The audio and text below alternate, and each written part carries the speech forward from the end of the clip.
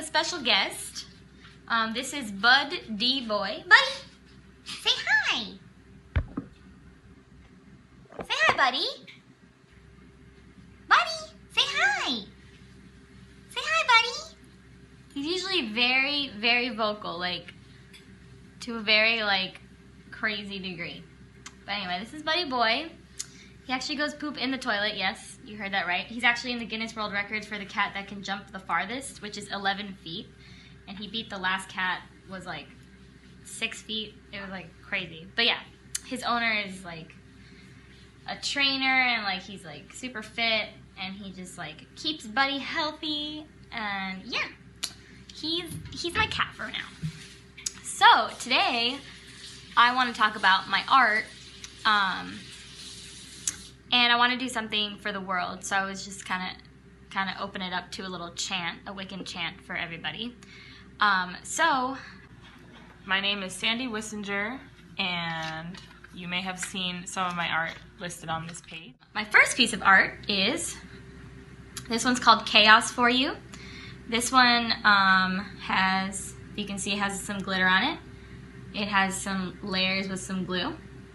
So this chair represents escapism, how some people like smoke a lot of cigarettes or they like, go outside or they like go out. The chair represents that. It has a broken heart on it.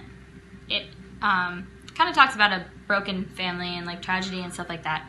And it has a forest. I used to live in the country and it's inspired by that. This kind of yellowy mustard color here kind of represents people.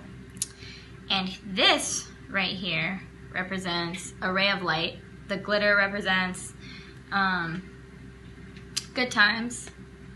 The mosquito is kind of like the darkness. And this is the sky.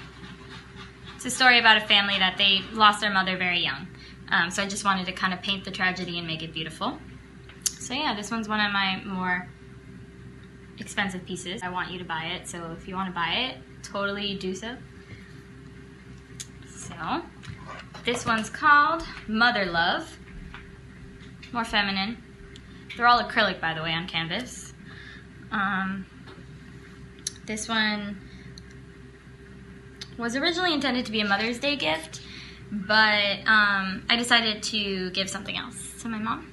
And this just had different themes of femininity, and as you all know, or may not know, my band The Covenne, we have a song called Daisy, and I use flowers a lot to represent femininity and things like that. So this just kind of represents the matriarchs in a family and things like that. So yeah, I take a long time to make paintings. I don't really do them that often, although I'm about to get back into it. But these are all very kind of specific scenarios that I've gone through, and then it takes me a long time to process them, and then I'll create some art. So now we are going to chant. I really have been hurting over what's been going on in the world, and I just wanted, oh buddy wants to leave. Wanted to kind of do like a prayer for the world, and this chant, I invite you to chant with me. It's called We All Come From the Goddess, and it is really, what it means to me is that we all come from the same God, from the same deity, from the same thing. Even if you're atheist, we all bleed red, we're all human, we're all the same. And also, for people that advocate for animal rights, like, we all feel pain, you know. So, this is a little blessing.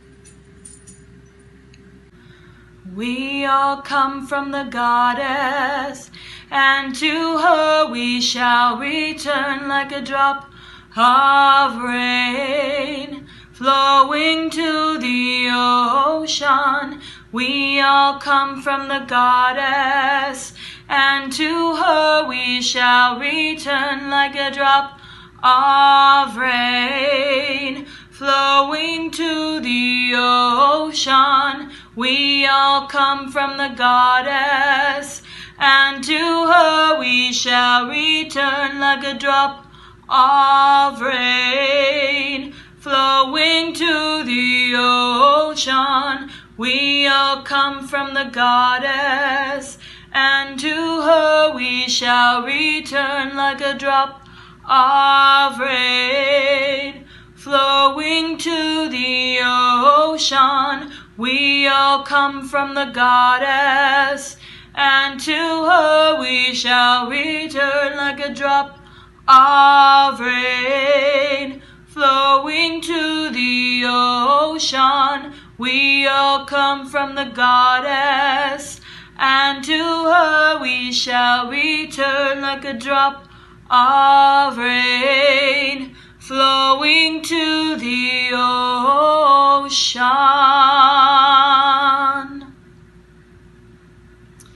I love that chant. I always love to chant that one. It brings me back to my center. This one also represents that feminine energy, that little purple streak. You know, it also pertains to the earth and that we need to protect the earth. All right. Before I even knew what pop art was, I've always been a pop artist pretty much, because I've always had a tendency to put words on my paintings, and that's actually why I stopped doing art when I was little, because I thought that was wrong, because I learned a very traditional kind of classical realistic way of doing paintings. So I thought that that tendency that I had was wrong, and then as I got older I just said fuck it, and I decided to start writing words. So this one, self-explanatory. It says so fucking goddamn gaudy. It represents the way that people interpret you sometimes when you're just an honest person, and you know, you just have to be proud of who you are. People think that just because you might be quiet that you're insecure, or just because you're loud that you're like obnoxious, but all these traits, like, you can be many different things at the same time. And so this is totally representing individuality. It has cherries on it. I don't know, I had all these kind of crazy ideas when I did this. I modeled this after something, but I don't really remember what it was. I painted these paintings a couple of years ago. About 2 or 3 years ago. So yeah, this is so fucking goddamn gaudy. Again, they're all acrylic. I love acrylic because it dries really fast. And I like, I don't know, making like weird colors with them and some of the sets that they come with. This is my other favorite that I hope you don't buy, but I do hope you buy. It's actually one of the old album covers for the single Orange Fox that you'll see on Spotify. This is a red cat, but it's ambiguously sometimes seen as an orange fox to me. It has a peppermint nose made with glue and some paint.